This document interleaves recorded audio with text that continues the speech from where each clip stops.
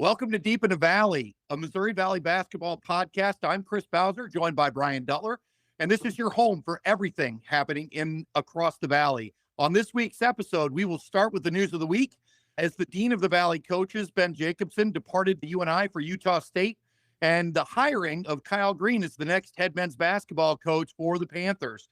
We'll recap the 25-26 Valley season, talk a little bit about Arch Madness, touch on the Panthers' trip to the NCAA tournament, and maybe even discuss Illinois State, who will play tonight against Auburn in the NIT Final Four. We may even talk a little bit about some former Valley players participating in the NCAA tournament for other teams, one including in the Final Four. So sit back, relax, grab your favorite beverage. You're in the right place. Let's get deep into the Valley. On tonight's episode, we are thrilled to have two guests who routinely cover the Valley on television broadcasts, Brad Wells and the coach, Kevin Lehman. Our first guest, Brad Wells, is a play-by-play announcer for the ESPN Plus family of networks, MVC Football Conference TV, and a video producer with Around the Corner Productions. Brad, thank you for joining us on Deep in the Valley. Glad to be with you, Chris. You bet. Brad, why don't you talk a little bit about yourself and your journey from wherever you want to start to your current role in the Valley ecosystem? Yeah, sure. I'm a UNI grad myself. Went through their broadcast journalism program and started working at a radio station, doing play-by-play for high school sports in Northeast Iowa.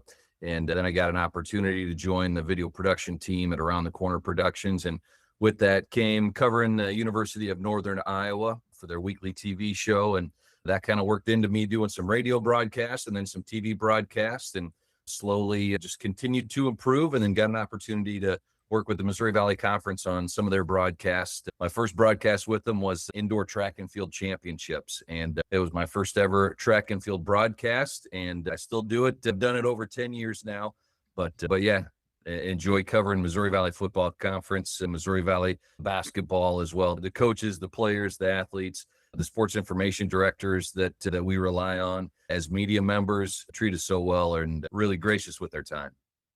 Gosh, thank you so much, Brad. I know that Brian and I feel this way whenever we tune in and Kevin Lehman and Brad Wells are on the call, that we know that we're going to have a good broadcast. And so our second guest is Coach Kevin Lehman.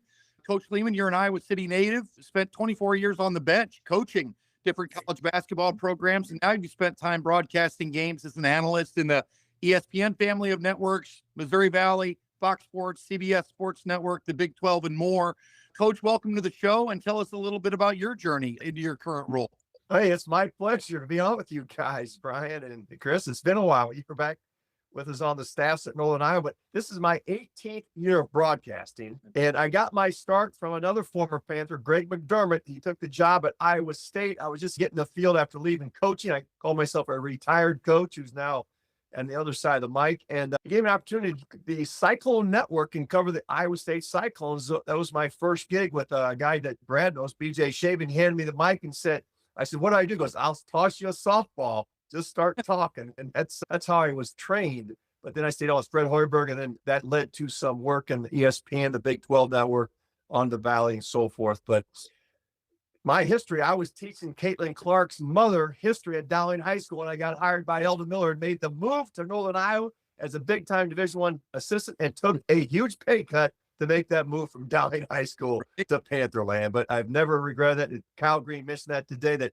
he took a huge pay cut also to go to Northern Iowa as an assistant. So spent 9 years with Eldon Miller, what we call the glory years, the 1990 in-state tournament team, and that big win over the Hawkeyes in the Dome. As you see the picture over my head, 25,000 in the Unidome in that Panther win.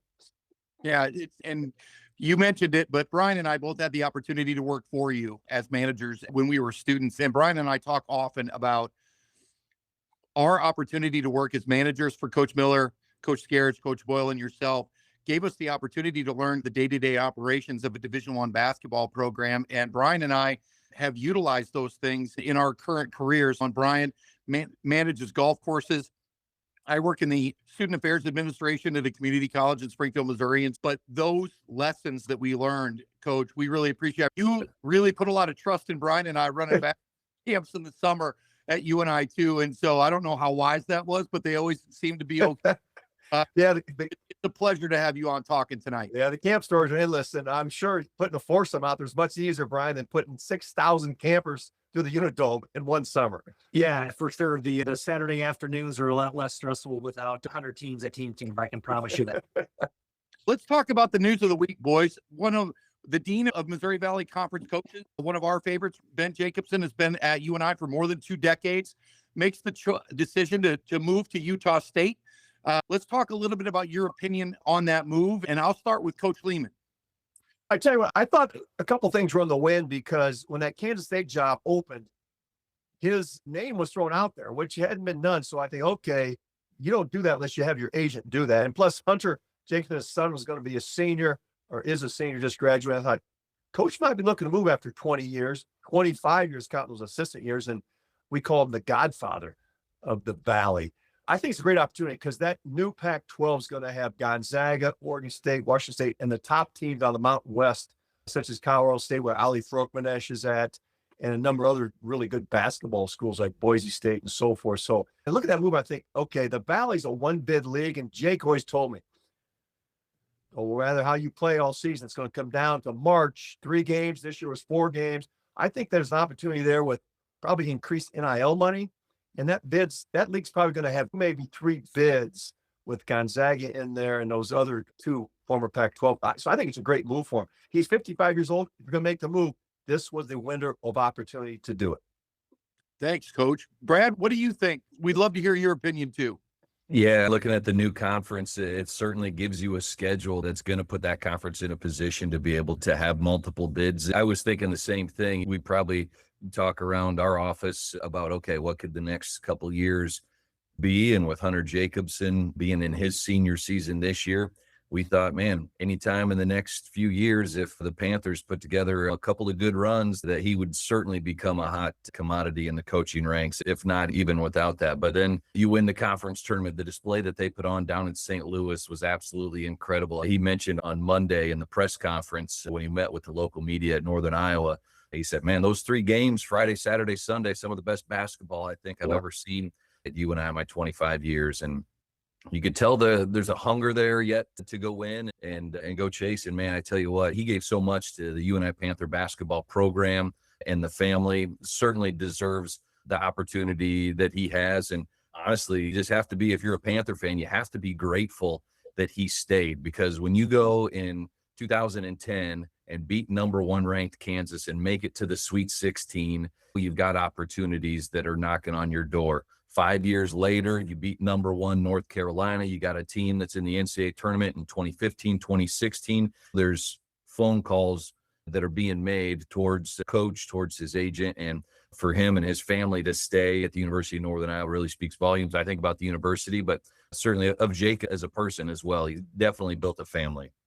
And Brian, why don't you weigh in here? Because we talked on our emergency pod the other night about how UNI fans should really be grateful for the consistency and the longevity that they had. Yeah, absolutely. It came up a little bit in today's conference that we'll get into in a little bit, but just the overall family aspect side of what Coach Jake was able to build off of what Coach Mack had started. And Bowles and I were just former managers, but it's still, to this day, I still ingrained into the program, know what's going on just by the little different things that we do with the alumni and the backers that are a part of the program. For me, Coach Jake has been that conduit to make sure that the former Panthers, whether you were a manager, whether you're a player, whether you're a coach, still felt that we were still part of the program. And that it was a little bit of a shock or surprise on my side getting ready on Monday, but not really. When you have that high quality of an individual that gave so many years to Northern Iowa, it's great to see him have an opportunity to try to do something a little bit different and try to keep winning on his legacy. Absolutely. And we said it the other night and we'll say it again. We really appreciate everything that Coach Jacobson gave to the UNI program and the Cedar Falls community. But let's turn the page and let's open the Kyle Green era. I got one thing to say, though. You think about this, go ahead. guys. 9 NCAA tournament bids for Northern Iowa. Jake was involved with 8 of them. Yeah. 5 as the head coach and 3 as an assistant. So that is quite a legacy that he's left behind. Yeah. Absolutely. We were talking about that the other day, Coach. I was at SMS when Coach Alford took to the NCAA tournament in '99, and they beat Wisconsin and Tennessee to get to the Sweet 16. In the same time frame, that UNI has been to the NCAA tournament 9 times now. Missouri State's never been back. Yeah. That's what we were talking about, being grateful as a fan of a mid-major program, the volume of times that we've been back to the NCAA tournament, and a very good program in Missouri State with a kind of a proud history has not been back since 1999. And Brad and I see this all the time when we broadcast other teams. The respect by the other, not only the coaches in the league, but the administrators, the athletic directors, the respect for Ben Jacobson was unbelievable. There also was a bit of a fear in there too, Brad. You probably saw that this year. Like, that was the team they did not want to see in Arch Madness, even when the Panthers were struggling at midseason. Yeah.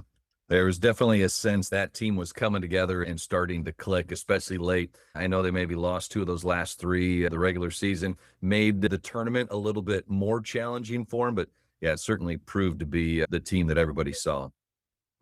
I think that's a lot of fun. Brian and I talk about that a lot, like having the 6 seed. It sounds like we're hedging our bets right now, but when the bracket came out, we were like, I love that Illinois State matchup, a team that has beaten us twice, but I don't think we played very well against. And so we were excited to see that. And of course, you got to get past Evansville first. And they always make it an adventure. But then we were excited to see Illinois State on Friday night. So yeah, that was a lot of fun. So let's shift gears and talk about the press conference was today. Coach Lehman, I think you were there. Let's open with you and talk about the Kyle Green era and kind of how you saw the press conference going today. Yeah, Brad was there doing a number of interviews with Coach Green and other people with Around the Corner production. I think you saw the emotion in his voice. A number of times he had to compose himself when he talked about AJ's journey there and the fact that I think he's come back. This is the 4th time. So he stepped away, but he also talked what Brian hit upon about the family atmosphere and how much people like Greg McDermott meant to his career and how to build those relationships, which Northern Iowa basketball does a great job of doing that. And then also what Coach Jake did to him as far as giving him the leeway to be an assistant and be able to run that part of the program. Because Brad and I see this all the time. You go into Coach Jake's practices on game day, he's sitting on the sideline. His assistants are one's running the defense, one's running the offense, because 80% of that practice prep is done by his assistants. So he has great autonomy and giving those coaches the long leash. And that's a great learning ability to do that. So I think all it's going to pay off with Kyle Green. The challenge now is, and I asked him that question because it's a different era than this here 5 years ago, because the portal and the NILs become such a big factor now. So there's different challenges he's going to face that he didn't face when he was an assistant. But I think this school is ready to make that next step. And because now it comes down to, can you keep your players? Because Jake was always a developmental program. Yep. Keep guys in your program, redshirt them, keep them 4 years. And even during this era of portal, he was still keeping the core and the culture and adding pieces through the portal, such as a Tristan Smith. So I think that's the formula that they did at Iowa State under TJ Otzelberger, that Kyle Green can bring that here to Northern Iowa, because to put your teams together now, it's different than it was years ago when we were there coaching. It's a whole different ball game. And it's that next step is he's got to hire staff. And I'm sure he's got a list of guys that he's reaching out to that. And there are going to be a number of guys that are part of the Panther family that understand the culture and what it's like to live in Cedar Falls, to attend University of Northern Iowa, to get a degree there, and the pride that people have that wear the purple. That's awesome, Coach. Brad, you were there today too. So can maybe talk about your experience at the press conference and the things that you learned today from Kyle Green. Yeah, and I've gotten to know Kyle over the years as well. He was part of that Sweet 16 team, and I remember going to St. Louis and shooting highlights from the sideline. I remember being on there under the hoop when Paul Jesperson hit that half-court shot, and being in the locker room after both those games down in Oklahoma City. And I've gotten to know Kyle. He's obviously a really friendly guy. Anybody that's traveling with the team, he's going to make sure he brings them into the family. I had not seen that emotional side of him before. He was always the one that would crack a joke to make sure that things stayed light and never got too serious. But you could really tell how much care and love he has for this UNI basketball program and what it means to him. I know having a daughter that plays at UNI, having a son that plays at UNI, every time somebody asked him about his wife, his son, or his daughter, or even his son's jersey being up in the rafters, you're going to be coaching underneath your son's jersey. He just choked up, and it has to be a huge week. He just had a crazy week. This all comes together so quickly.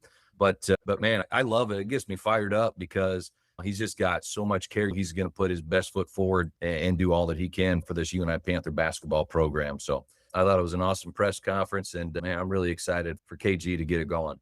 That's awesome. Mr. Duttler, Yeah. you talked a little bit about maybe building a staff. I know one of your things is data analysis. So have you looked across the landscape of former UNI players to think about maybe who would be good folks to add to that staff? I did. Surprisingly enough, I haven't done it on the assistant side yet, Miles, but going back to his press conference a little bit, a couple words that came to my mind was, we talked a little bit on the Filled with Gratitude. That guy was emotional from the start, and he was so thankful finally that, not necessarily finally, but this is his opportunity to show that what he can do, not only in the coaching profession, but what he can do for the Cedar Valley, for Cedar Falls, and for Northern Iowa. Although he's been an important part of what the legacy's been, now it's his turn to run with it. The competitiveness and the selflessness that ties into kind of the common traits that we see of Northern Iowa successful teams. They're doing it for everybody else. They're not doing it for themselves. And the other side is, even with the NIL and things along those lines, we're still going to be a foundational program that's built for Iowa, Minnesota, Wisconsin kids. That is the core of where we've been. That's the core of our successful teams. And I think KG understands that, and him bringing that up in the press conference was something that really got my ears perked. Like, we have a different leader, but the tenets are going to be pretty much the same with what we've been used to for the last 25, 30 years. That even goes back to Coach, to your time in Cedar Falls, the Brian Carpenters, Jay Sims, Jason Daisies of the world that came in from those programs in the Twin Cities, and were a staple of the Panthers in the mid-90s. Chris, I'll tell you, it worked out really good because our core was, like Brian was talking about, was get the Iowa guys. And interesting enough, when we beat Iowa in 1990 and went to the NCAA tournament that year too, we thought that would help us get more Iowa kids. It actually reversed because Tom Davis, we beat that team with 11 players on the roster from the state of Iowa. They started recruiting the guys that we were making a living off of. So it actually got more difficult after that, which we thought would become easier. But my point I was trying to get to is, we just started KB was handling that Chicago area. So we were looking for, as Eldon said, we need to find guys that can win games the last 10 seconds, the Randy Blockers of the world. Oh. So we started looking into the Twin Cities in St. Louis. Dale Turner comes out of St. Louis. And luckily enough, we played Missouri in the first round, which is St. Louis, Missouri. It was perfect for my recruiting footprint. In the second round, we have Minnesota, and we're just getting into that area. And therefore, the guys you mentioned that were really stalwarts that got that started. And Kyle Green, all those kids that came out of Tartan High School up there, he was really grabbed that and ran with it. And actually, I think Jason Daisy is related to him by marriage somehow. So he had his big footprints into that AU program in Minnesota. And also, I first got to know Kyle when he's the assistant at Augustana when I was the head coach at Omaha, and they recruited that area too. So to Brian's point, that footprint probably is going to change, and maybe they'll get back in that even a little more heavier. And because when I went recruit the Minneapolis area, we didn't have to worry about the Gophers. They were always looking for something bigger. Wisconsin was a team I had to battle all the time to get players out of there. It was interesting dynamic. Now, I'm sure it's changed. That's a long time ago. But to Brian's point, I think you're going to see that footprint that we've seen in the past with those successful teams. That's awesome. Any final thoughts today on the beginning of the Kyle Green era before we switch gears and recap the 25-26 season?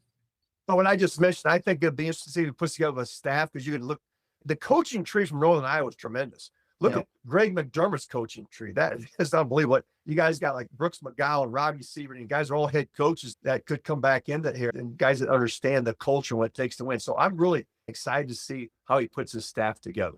Me too. Brad, any thoughts? Yeah, my final thought is I was really impressed with really the UNI administration being able to get Kyle Green. I know I had talked to a couple dozen people. It's pretty easy to come up with a list of, here's 5 home run hires, here's a list of 10. Hey, that would be a pretty good fit.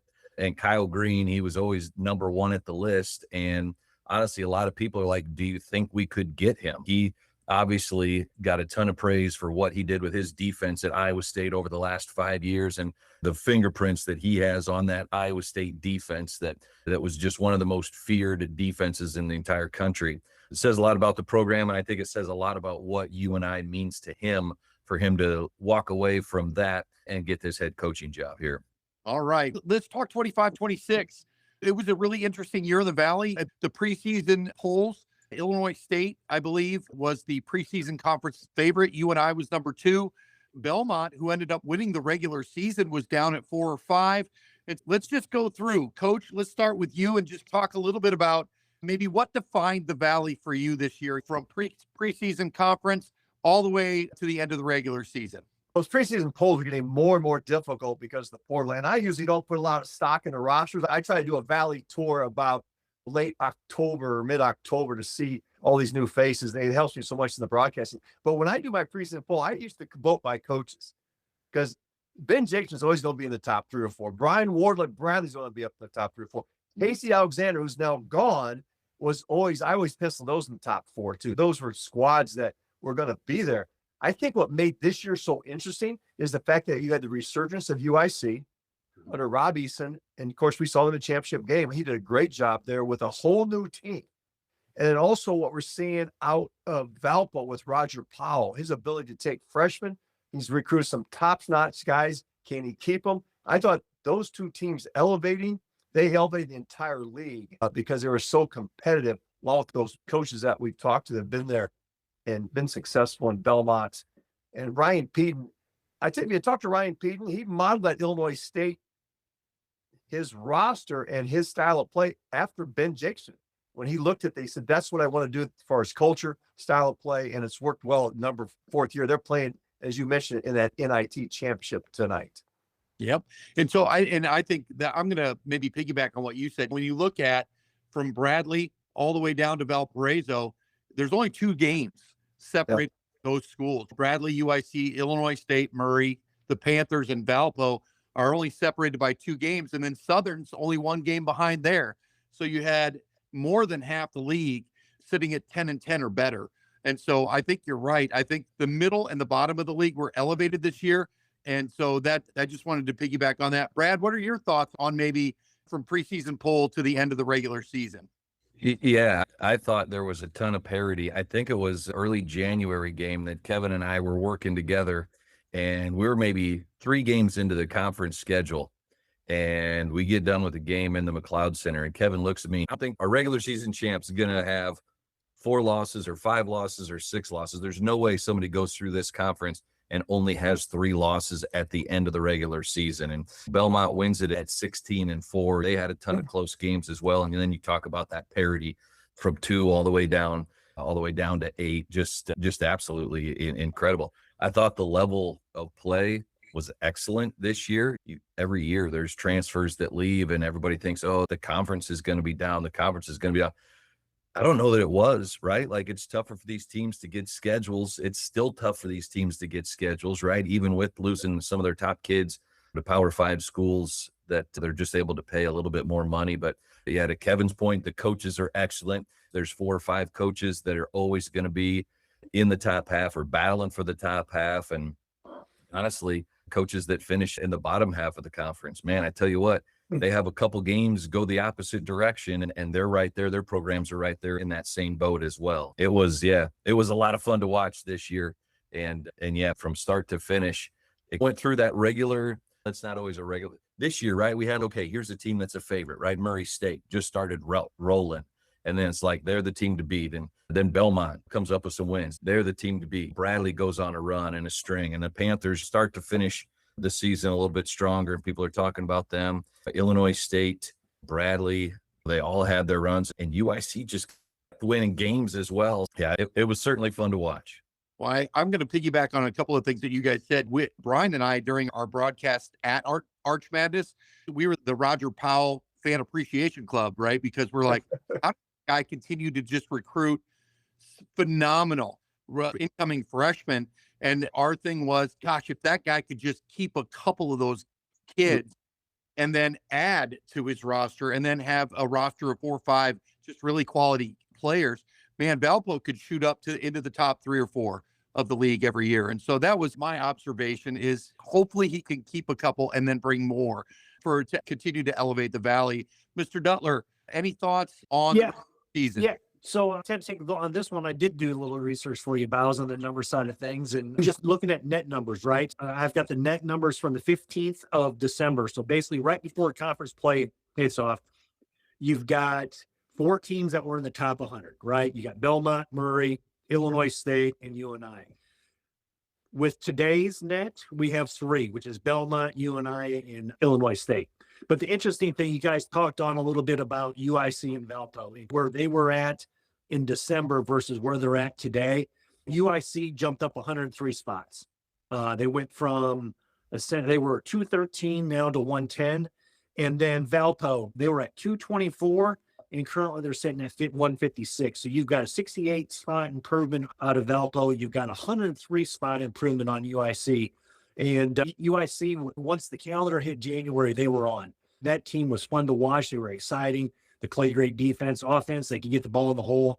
And then you take a look, and there's 8 teams in the Valley right now that are in the top 50 of the net. Now, we know that's just a tool, but kind of overall talks a little bit about the strength of the league. That middle was a little bit better than it has been in years past.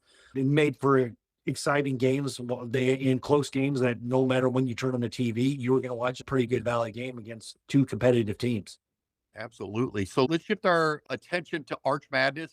Arch Madness this year, March 5th through Sunday, March 8th. Brian and I would routinely call this our Super Bowl. That I have attended every Valley tournament since 1992 -1. I have only missed one, whether it be on the bench as a manager. I volunteered at the tournament for a long time, and then Brian and I have been going as fans for a long time now. So we get to the Enterprise Center on Thursday, March 5th, and I think one of the stories that we need to talk about, even though they struggled in the regular season, but our other in-state school, the Drake Bulldogs, really started off like a house of fire and won 3 games in a row as well. Coach Lehman, you want to talk a little bit about maybe what you saw out of the Bulldogs down in St. Louis? I recruited Eric Henderson when I was in Omaha, not well enough. He went to Wayne State just up the road for Coach Mack, and I think but I know that my first win was over Mack. I don't ever let him forget that. I'm 3-3 against Mack.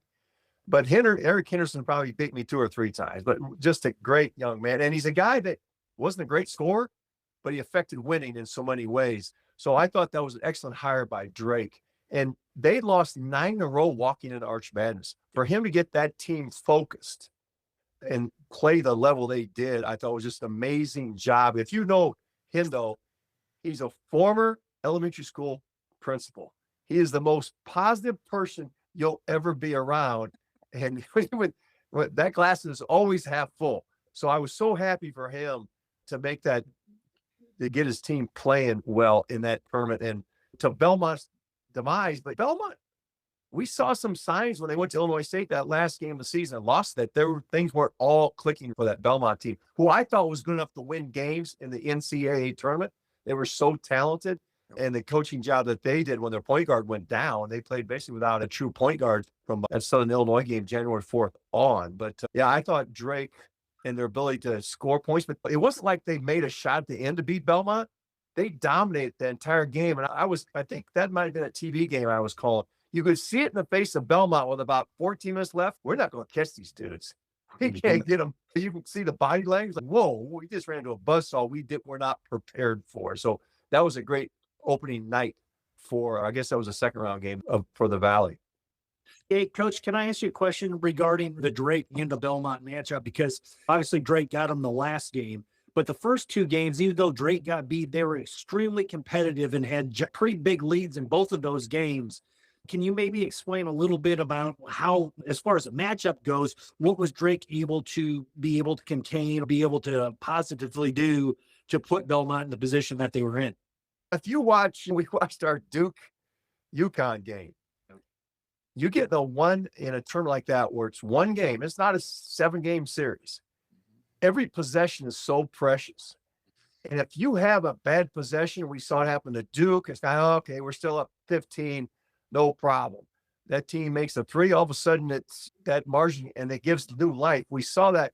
I think Drake came out of the gate so fast. And the thing about Belmont, they're a team that plays with rhythm and pace. If you can take them out of that and disrupt them, they sometimes will struggle. Drake made them play half-court offense and really did some things defensively to them that took them out of their rhythm and their ability to revert. They like to play, like I call sideline to sideline, and stretch you out. And then that opened up the middle for what their short rolls and so forth. And Drake took those things away from it. But Drake was so good at the offensive end, putting offensive pressure on that Belmont could not get any rhythm because of Drake's offense. Allows you to set your defense. That ball goes through the hoop. It does two things for you. It gives you some excitement on defense because you're scoring, but also it lets you get your 5 guys back and what I call the loaded defense. Because we know in the Valley, the other team will call out your plays for you. It is so well scouted. And this is a side note. Murray State, whole new staff, they were shocked of the physicality of the Missouri Valley Conference. From every coach, I got that from those guys at Murray State. Wow, we know this. We knew this league was good. We didn't know it was this good, this well coached, this well scouted. And the big point was so physical. So what are they going to do? They're going to go get some bigger guards now with their NIL money. Good deal. Mr. Wells, Drake at Arch Madness. My thoughts on Kevin. Every time he brings up, I recruited this guy.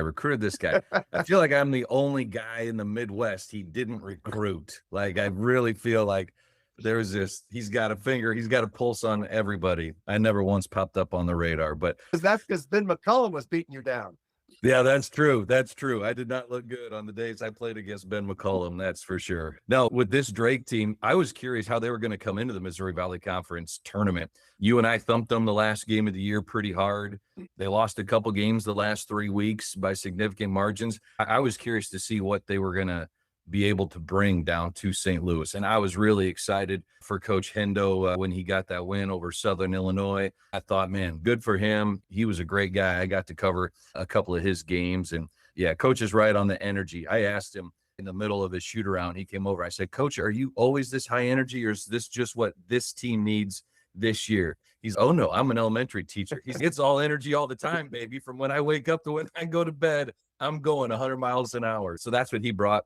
So I was glad that he got a win against Southern Illinois. Now, that win against Belmont, man, that was an eye-opener to put up 100 points against a Bruins team down in Arch Madness. When going into that whole tournament, the Bruins were certainly the favorite to win that and get to the NCAA tournament. But that's the beauty of March right there. So yeah, Drake put together a great game plan. It was disciplined. They got to the free throw line a lot. They knocked down some shots and had some big performances. Jalen Quinn, man, that's a kid that can score right there. And Owen Larson had a real nice game down there in St. Louis as well. So that was certainly fun to watch. And I think for Bulldog fans too, that might have been a little concerned, oh man, what's happening this season? That's a great way to finish. That's going to give you some momentum going into next year. That's what I thought too, Brian. That's actually a great segue. Brian, I was going to ask of your opinion then, what is the way that Drake ended the season, maybe positively send them off into the summer, and then looking towards 26, 27. Yeah, I think when you have a chance to right the ship a little bit, and that's exactly what they were able to do down in St. Louis with both those wins. With Jalen Quinn was outstanding. He averaged just short of 20 points, I think, for the entire season. You look at him on a game-by-game basis, he was fun to watch. And that momentum can do a lot. Drake, as we've seen the last, 4, 5, 6 years, it's been rebuild, whether it's programs, whether it's coaches, whatever it's been, but it's for the positives. Maybe they can get a little look out of this as saying, we may lose some people to NIL, but the strong core is going to be back. And that's going to be a lot to be able to build upon with the experience that they were able to finish the season with. And I think Drake's in a good position, not knowing what's going to happen here in the next month, but in a pretty good position to take advantage of to get the season started off well in 26, 27. I think so too. So we're still at Arch Madness, but let's focus on the UNI Panthers. They started on Thursday, late game, 8:30 against Evansville. Coach Lehman, I don't know if you were on TV or radio for that one, but can you talk a little bit about how UNI started their 4 wins in 4 days journey against the Aces? That one was a little ugly. That one was a little bit clunky. But I tell you what Ben Jason did. This is the stroke of Coach Jake. I had that last loss against Illinois State, and they lost to Southern Illinois right before that. And you guys know my son, Grant, the G-man. I had a flight from Des Moines to St. Louis, and when they got beat by Southern Illinois State, he said, Dad, canceled. I'm not going because I can't stand to watch them get beat in Arch Madness. He's been known to walk out a few games before halftime if they're not playing well. But back to my point, though, UConn made that run in 2011. Mm-hmm. Who was the player that went crazy for him? I can't think of right now. But Was it Ben Gordon? No. But anyway, what Jake did after those losses to Southern, and Illinois State, because that was the UConn team who made the run to the Big East and won that, and then made the run into the NCAA tournament. He showed him tape of that 2011 game. Who was it? Kemba Walker. Kemba Walker. He showed him that tape. And then this is the stroke of genius. And he looked at me and said, why not us?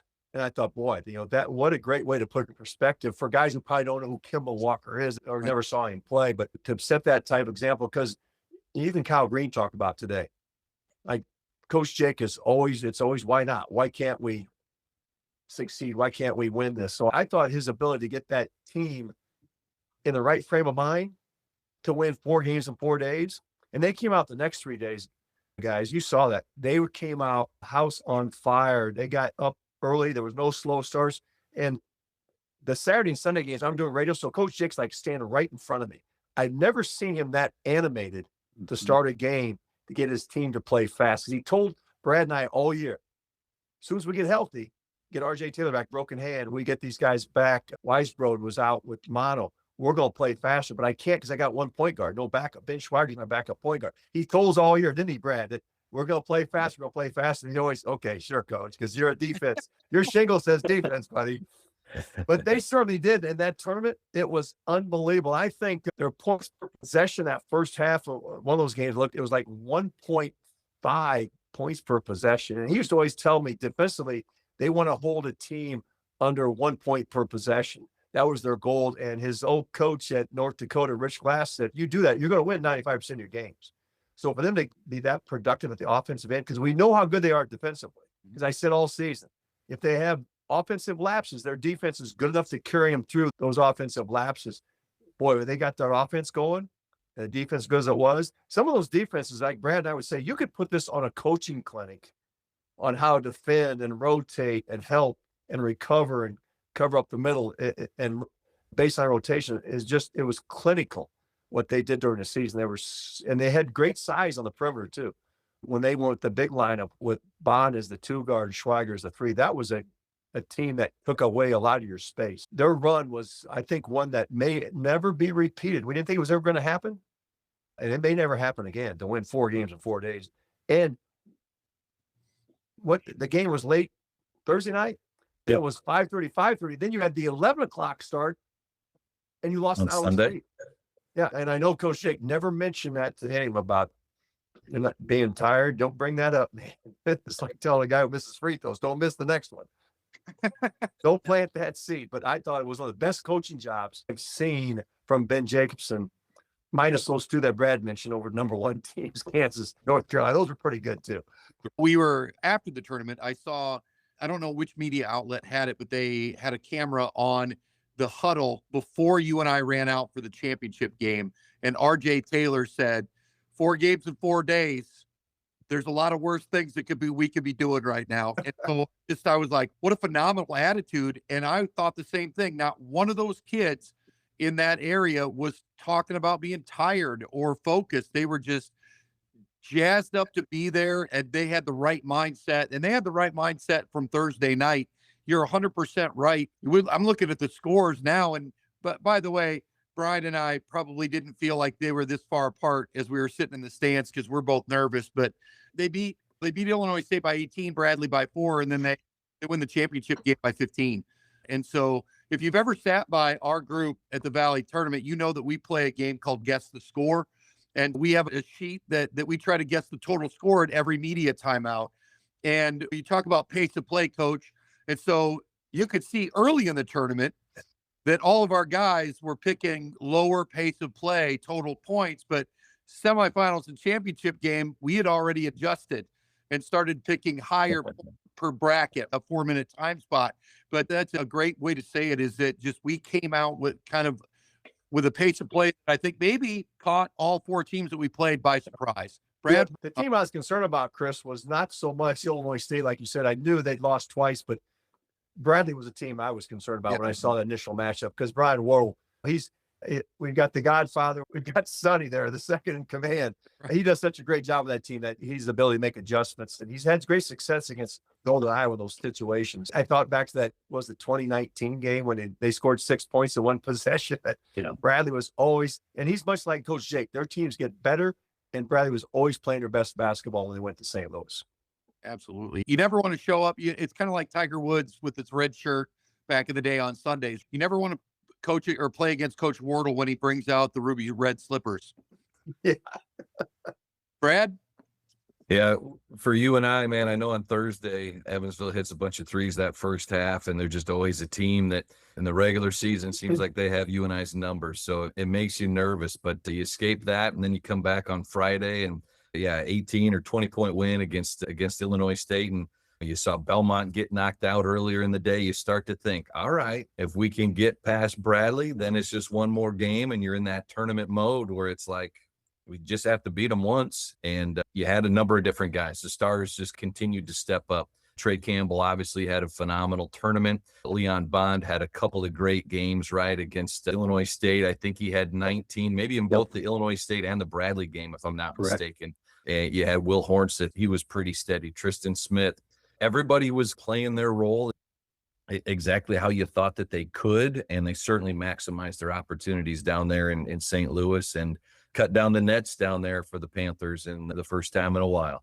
Hey, we got to mention this one, though, guys. How about RJ Taylor? I was just going to say that. Coming to shine, 4 for 4. Is that the Bradley game? Yeah. You know, keep a kid like that, it was to get his confidence up to play that well in the tournament was another big factor because they need some bench points, and he's certainly. And I talked to Brian Jones, assistant Bradley, goes, RJ just broke our backs when we started hitting those threes. Yeah. Agreed. We nicknamed him during the tournament Jay Taylor. That's how he played. He played like an obligatory Panther growl the entire tournament. So we cut down the nets, and then Selection Sunday comes out. We're matched up against St. John's.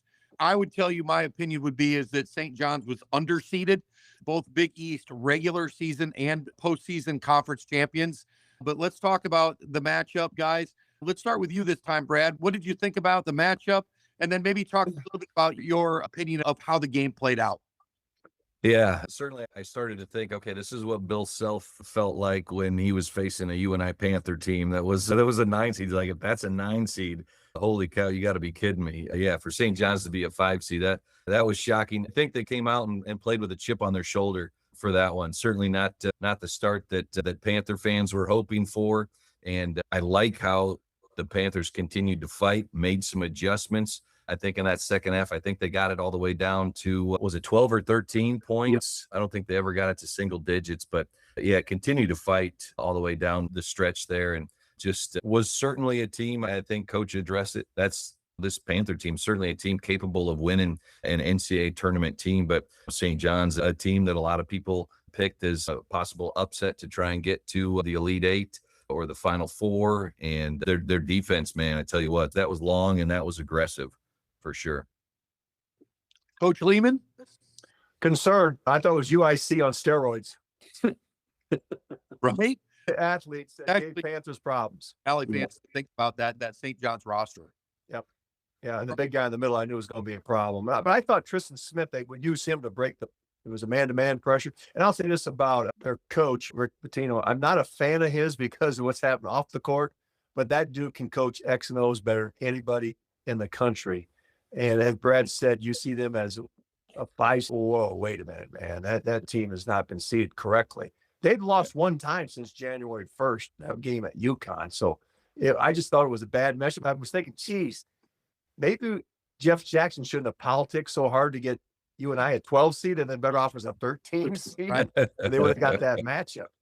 But in the back of my mind, though, I actually got Chris and Brian, you're going to this, I'm on that chat deal with Pace and all those 1990, Paul Peter, all those guys from Turner, all those guys from that. And I still have the 1990 warm-up. I put that baby on, took a picture and sent to those guys. Said, we're going to get one here, boys. We're going to get one. But even that warm-up couldn't pull one out for the Panthers. Yeah. You got to put that warm-up away because you had it at the Southern Illinois home game, and we lost that one too. Yeah, that's right. That Eric Braley, that was Brad's cohort. So you got to wear that thing. That's exactly. Stop wearing that at game. I also wore it against Michigan State in that. See? 16 game. Yeah. You're right. I think that thing's 0-3 now. Most superstitious people that you'll ever meet. And so we would now it's time to put that thing away. Yeah, it sounds like it needs to go to a museum for sure. Hey guys, let's talk about Coach Peden and the Illinois State Redbirds really quick. We have to give them credit. they have really been a buzzsaw through the NIT. They opened up on, let's see what day that was, Wednesday, March 18th, with a 21-point victory over Kent State. And then let's see here. They moved on and Wake Forest next. Wake Forest on the road, and then Dayton as well. And they here in about an hour, they'll take on Auburn. Coach Lehman, talk a little bit about maybe Coach Peden and their run through the NIT. I had the first NIT came Dayton at Bradley. And that was like a cat playing with their food. Dayton was so talented. They made that nice run. They were a little bit like Northern Iowa. They had some injuries mid-season, but they got healthy. They beat St. Louis in the A-10 and then lost to VCU. It was the only team they couldn't beat. VCU beat them 3 times, but they came in and just plowed. They had no problem with Bradley. So when Illinois State, and I text Coach Pete and I said, that was a great win because that Dayton Flyer team was really talented. But I had Illinois State a number of times. I saw the best and the worst out of them. I had their, what they call the Warren 74, where Bradley came to town. Oh, they beat Bradley like 25. Unbelievable, their performance. And then I had the clunker where Northern Iowa came to town. It was 24-16 at half. Mm-hmm. We were getting hit by shards of glass there at the broadcast table. It was such a rock fight. But when they got clicked, I think Ty Pinster has really come on strong from the NIT, and they got the pieces that fit with Chase Walker in the middle, a big man that can pass and can score, do a lot of things. And of course, Landon Wolf has really redefined his game with a 3-point shooter. Now he was scoring inside for him, became their de facto 4-man. But the key to that team is Johnny Kinzinger. When he plays well, they win games. And he's a little bit undersized, but boy, he's a tough kid. And in Skunberg, they got some depth in that team. And as Ryan Peden told me, his model was Northern Iowa defensively and the culture they set. So I'm really happy to see it has success. And I think a lot of those guys are back. Skunberg graduates, but Pence is an underclassman. Johnny Kinzinger is a junior, Chase Walker, a junior. So that could be a loaded team again next year if you can keep those pieces in place. I think so too. Coach Wells, what do you think? Yeah, I thought Illinois State finished the regular season really well. I know they got upset by the Panthers in their first game at Arch Madness, but they beat Murray State, UNI, and Belmont in their last 4 games. Their only loss in that stretch was to Bradley in Peoria, the game that Coach talked about. They were a team that was playing well, and they ran into a UNI Panther team that was clicking and rolling down in St. Louis. I give them a lot of credit to be able to go refine the juice, get refocused, and go out there. And looking at the scores, I haven't been able to catch any of the games. They're certainly playing some really good basketball here through the month of March. And when you're playing games in April, you got to tip the cap to your team for being able to go out there and execute and perform. You bet. And I will say this, I want to thank both of you guys so much for joining us tonight. This is our first official broadcast of Deep in the Valley. Brian and I anticipate that we are going to talk all year long about Valley basketball, and we're going to try to have a cast of characters that come on and make this really entertaining. And we hope that we can get you guys to come on multiple times. A couple of the things that Brian and I want to talk about over the summer is deconstructing and constructing Valley rosters in the NIL and the portal era. And we just want to talk a little bit then maybe about how do we beat the net, right? Because I do believe that the Valley back in the day figured out a way to manipulate the RPI. And so is there a way that Valley schools can manipulate the net and get multiple schools into that, say, top 45 to 55 range, right? Where they could be in the conversation for at-larges. But that being said, we want to thank you guys. Are there any final thoughts before we wrap it up tonight? That multiple bid, Jeff Jackson, the commissioner, he's for expansion of the in-state tournament because he feels that they add those extra teams that at Indiana State from 2 years ago would be in it. Belmont wouldn't have faded at the end. There would be a team that would be in it. Most of us think that's going to be more middling teams like out of those power conferences will get bids. But boy, if you get 1 or 2, I think the A-10, the Valley, those are teams that are really going to benefit. The American Conference, those 3 leagues will really benefit with expansion. I know a lot of people are against it. It'd be interesting to see how that folds out too, and how the structure of college sports changes. There has to be something that restricts this easy movement of players because their ability to hop from school to school. You can't do that in any pro league that we've seen. So hopefully they'll put some parameters around that, and that will slow that process down and help the league like the Valley get multiple bids in the future. I agree. Brian, thoughts on that?